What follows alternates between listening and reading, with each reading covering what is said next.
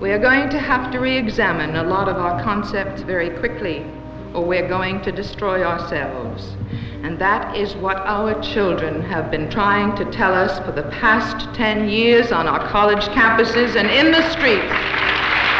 The enemy is polluted water and polluted air, and the enemy is polluted hope. Well, pollution is not healthy for children and other living things. But while we choke in our cities, our money is spent on nerve gas. Get out of the war business.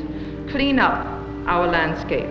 Recognize that the time is now.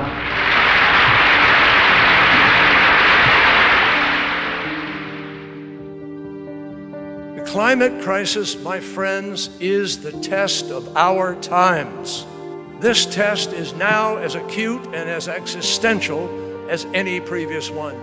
Everything the scientists have been telling us now will happen for 30 years is happening, but bigger and faster than was predicted. We're living in a world where crops no longer grow where they always did before. The chemistry of the oceans changes more and faster than ever before, where millions of people are forced to leave increasingly uninhabitable homelands. Even the rainforests of the Amazon are burning. We share a world in which record heat waves force cities to install relief centers, cause roads to buckle and illnesses to spike, resulting in thousands of heat-related deaths a year, where extremes are everyday fare, like Siberia, reaching a scorching 118 degrees inside the Arctic Circle. But even more horrifying is what the world would look like in the near future unless we change course. What we're looking at is a world no parent would ever be content to leave behind as an inheritance for future generations.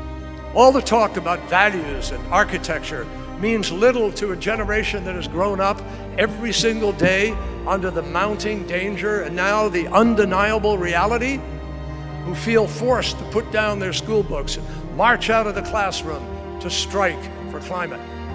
They know the world is not responding fast enough to an existential threat that they didn't create, but for which they risk bearing the ultimate burden. Uninhabitable communities on an increasingly unlivable planet in their lifetimes. Our house is on fire, and on climate change, we have to acknowledge that we have failed. We are facing a disaster of unspoken sufferings for enormous amounts of people, but Homo sapiens have not yet failed. Yes, we are failing, but there is still time to turn everything around. We can still fix this. Adults keep saying, we owe it to the young people to give them hope.